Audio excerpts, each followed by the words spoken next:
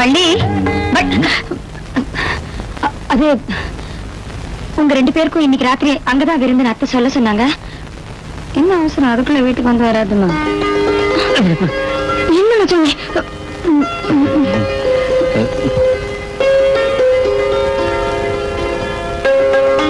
என்ன வள்ளி, நல்லா சாப்பிட்டியா? சாப்பிட்டீங்க.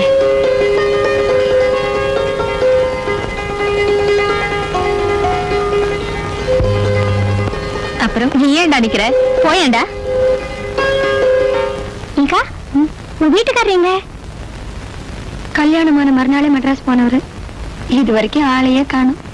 ஐயோ அக்கா, புருஷனை முந்தானையில முடிஞ்சு வச்சுக்கணும். அப்படிங்களா?